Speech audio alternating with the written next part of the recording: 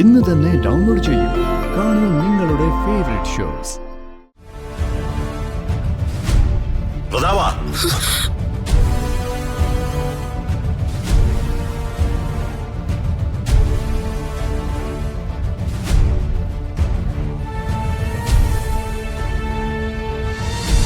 എന്നുവച്ചാ അവരുടെ കല്യാണം മുതല് അവരുടെ ദാമ്പത്യ ജീവിതത്തിന്റെ എല്ലാ നിയന്ത്രണങ്ങളും അംബികയുടെ കയ്യിലായിരിക്കണം. അംബിക പറയുന്നത് അനുസരിച്ച് ചലിക്കുന്ന ഒരു പാവയായിട്ട് പ്രതാപൻ മാറണം. മനസ്സിലായമ്മേ. അംബിക പ്രതാപനെ വഞ്ചിക്കുകയാണെന്ന സത്യം ഒരു കാരണവശാലും പ്രതാപൻ അറിയാൻ പാടില്ല. കാലക്രമേണ അവരുടെ സ്വത്തുക്കളും അധികാരങ്ങളും എല്ലാം അംബികയുടെ പേർക്ക് വന്നോളും. അതിനായി ഞാൻ കർമ്മം ചെയ്തോളാം. ഇപ്പം മുതൽ ധരിക്കാനായി ഞാനൊരു രക്ഷയും ജപിച്ചു തരാം.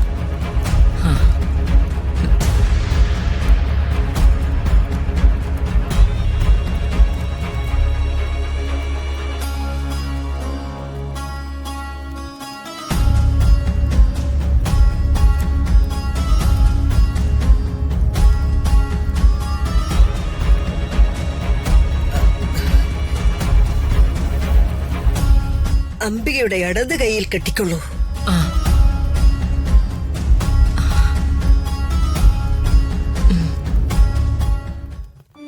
അപ്പോ പ്രതാപേട്ടൻ എന്നോട് സ്നേഹമില്ലെന്നാണ് ഈ പറഞ്ഞു വരുന്നത്? ഒരിക്കലുമല്ല. ഞാൻ പത്നിയെ അത്രയ്ക്ക് സ്നേഹിക്കുന്നുണ്ടാ ഇങ്ങനെ പറയുന്നത്. അതെന്താ പ്രതാപേട്ട അങ്ങനെ പറയുന്നത്? എന്നെ ഇഷ്ടമാണെങ്കിൽ എന്നെ കല്യാണം കഴിച്ച് ഒപ്പം കൂട്ടുമല്ലേ വേണ്ടത്? എന്നോടൊപ്പം ജീവിക്കല്ലേ വേണ്ടത്? അതല്ല പത്മേ. എന്തെല്ലാം പ്രശ്നങ്ങൾ നമ്മൾ അതിജീവിക്കേണ്ടി വരുമെന്ന പത്മയ്ക്ക് അറിയാവോ? വരും പ്രതാപേട്ട.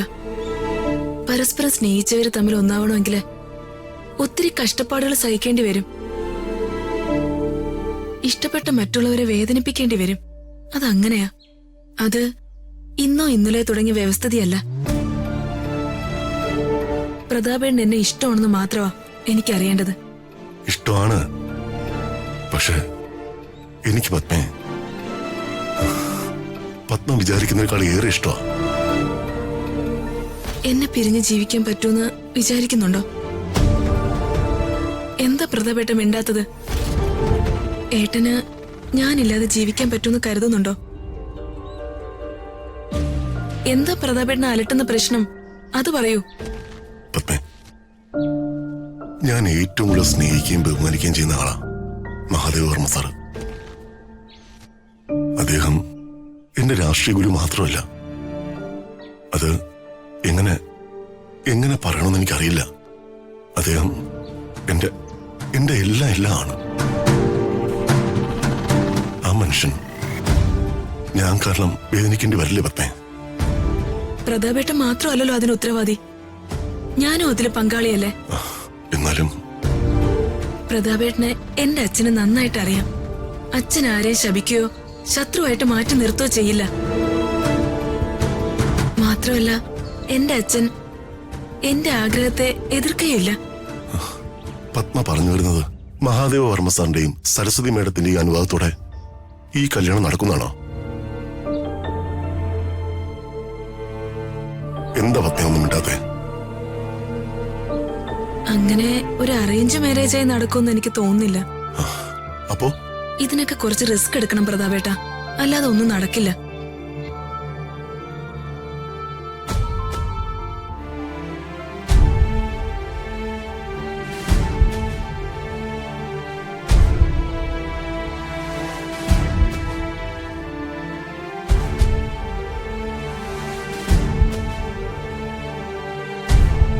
കല്യാണം നടന്നു കഴിഞ്ഞാ അച്ഛനും അമ്മയും നമ്മളെ അംഗീകരിക്കും. അത് ഉറപ്പാ. അതിൽ നമ്മൾ സംശയിക്കേ വേണ്ട. ആരൊക്കെ എതിർത്താലും ഞാൻ പ്രതാപേട്ടന്റെ ഒപ്പേ ജീവിക്കൂ. പ്രതാപേട്ട എന്നെ ഉപേക്ഷിക്കരുത്. എന്നെ മറന്ന് എങ്ങും പോവരുത്.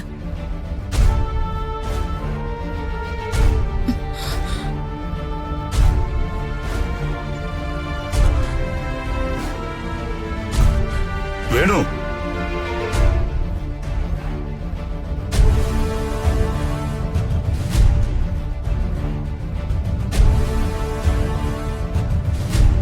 പ്രതാപ,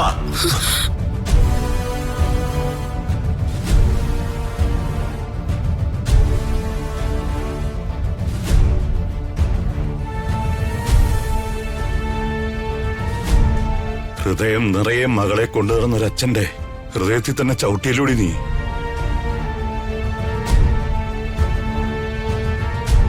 പെരുവിരൽ ഗുരുദക്ഷിണയായി ചോദിച്ച ദ്രോണരൊന്നുമല്ല മഹാദേവർമ്മ. പക്ഷേ നീ എനിക്ക് തരാൻ ഉദ്ദേശിച്ച ഗുരുദക്ഷിണ ഇതായിരുന്നു അല്ലേ?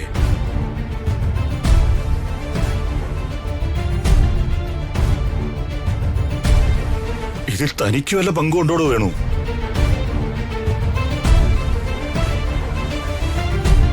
കാലം പോയതും കാറ്റു മാറി വീശിയതൊന്നും ഞാൻ അറിഞ്ഞില്ല. സ്നേഹിച്ചു പോയെന്നുള്ളൊരൊറ്റ തെറ്റേ ഞാൻ ചെയ്തിട്ടുള്ളൂ. സ്നേഹം തെറ്റാണെന്ന് ഒരു പ്രവാചകനും ഒരിടത്തും പറഞ്ഞിട്ടില്ല.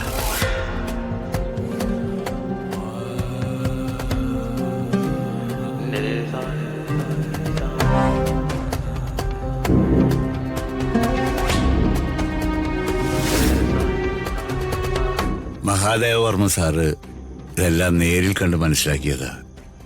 ഞങ്ങൾ വല്ലാതെ പേടിക്കുകയും ചെയ്തു. പക്ഷെ ഞങ്ങൾ കരുതിയതുപോലെ ഒന്നും ഉണ്ടായില്ല. സാറൊന്നും സരസ്വതി മാഡത്തോട് പറഞ്ഞില്ല. ബാക്കി എന്താ, സരസ്വതി മാഡത്തോട് മറ്റാരോ ഈ കാര്യം പറഞ്ഞു കൊടുത്തു. മാഡത്തിന് അതൊന്നും ഉൾക്കൊള്ളാൻ പറ്റിയില്ല. പ്രതാപവർമ്മ സാറിനോട് ഇഷ്ടക്കുറവൊന്നും ഉണ്ടായിട്ടല്ല, മകളെ കല്യാണം കഴിപ്പിച്ചു കൊടുക്കാൻ താല്പര്യമില്ല. സരസ്വതി മേഡം മകൾക്ക് മറ്റൊരു കല്യാണം ആലോചിച്ചു. അത് ഞങ്ങൾ അറിഞ്ഞു. അത് പത്മാവതി മാഡം തന്നെ ഞങ്ങളെ അറിയിച്ചത്. എന്ത് വേണമെന്ന് ഞങ്ങൾ ആലോചിച്ചു. പക്ഷെ വളരെ വൈകാതെ അത് സംഭവിച്ചു.